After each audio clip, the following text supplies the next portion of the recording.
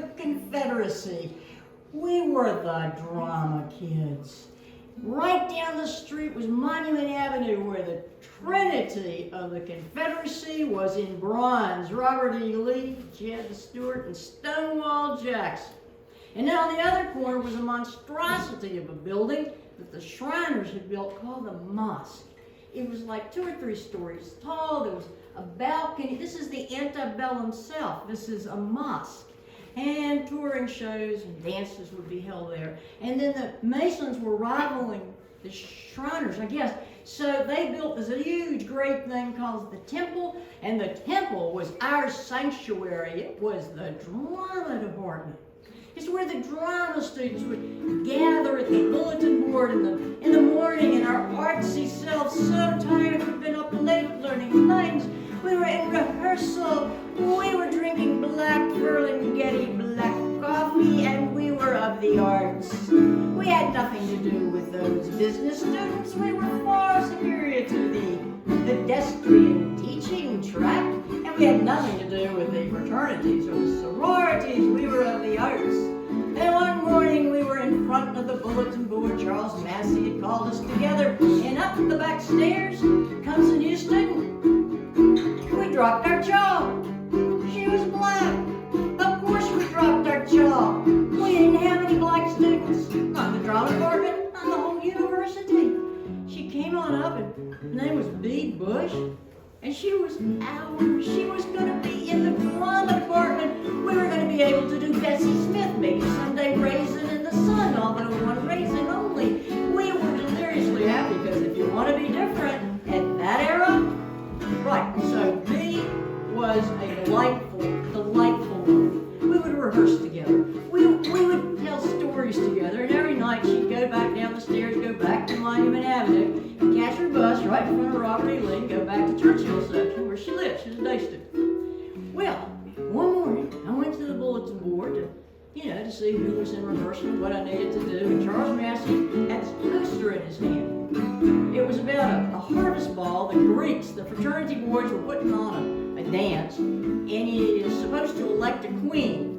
Whatever girl got the most number of votes was queen, and the next 6 became princesses or members of a royal court. Charles looked and said, "Let's elect Bee Bush." I said, "We can't do that. She's like the raisin in the tapioca pudding." He said, "Yes, but wouldn't they hate it?" Well, yes, he had a point there. So as soon as Bee walked up the stairs, we were waiting for her.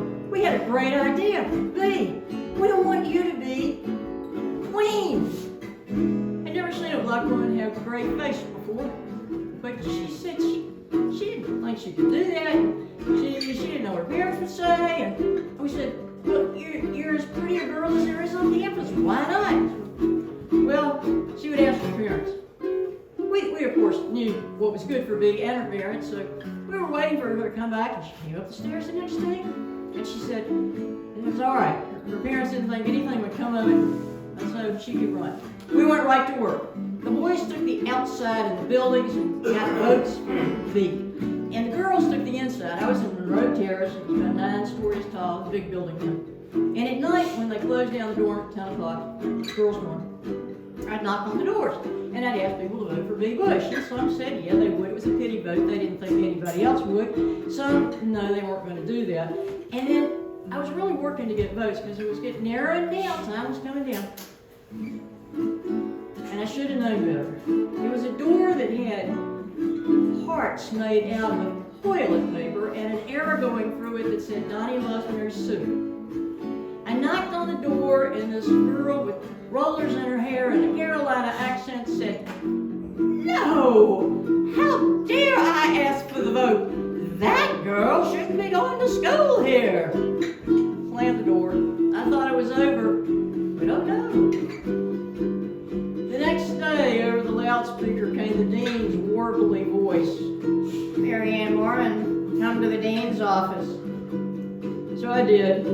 He had a huge Adam's apple that went up and down as he got mad, and he was mad. I was confrontational. I was acting out. What did I think I was doing? I was divisive. This was un-American. And if I kept asking those girls for votes, I would be expelled. That wouldn't be good. So, I kind of took up a post outside the library and kind of nudged people as they went by to see if they had voted or not. And then the votes closed. The day came. They were going to announce the winners. We were sitting on the stairs, waiting.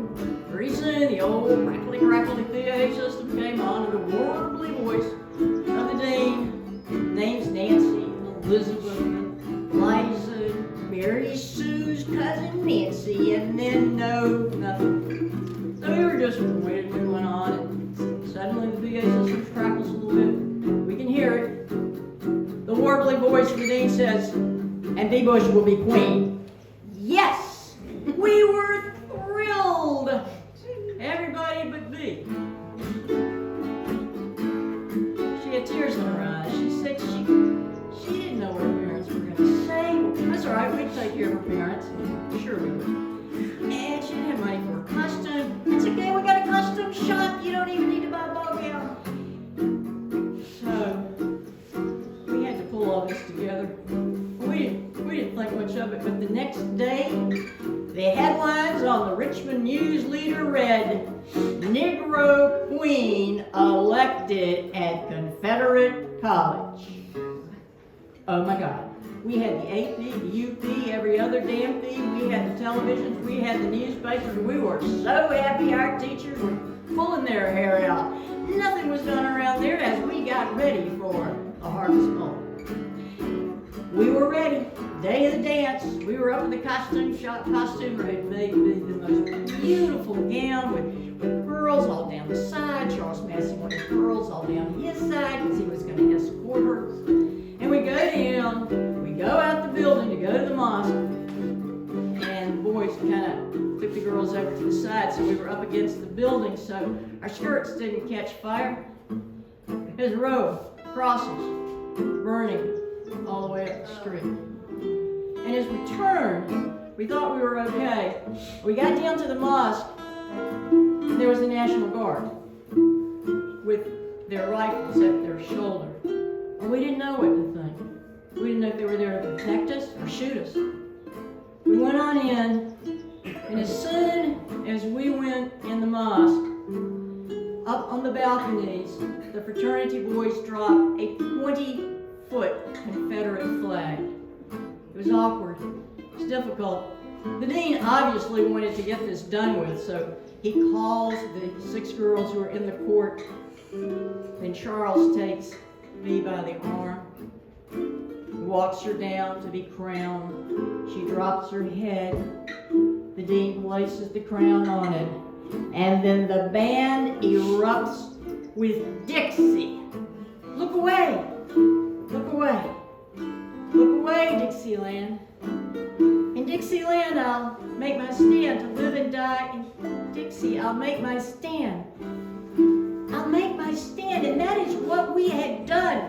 We had taken a stand. It began as a caper. It became a calling, and though we had a lot to learn about our lily white privilege, that night the forces of good won. We held each other by the hand. We danced with our queen, a night of the harvest ball.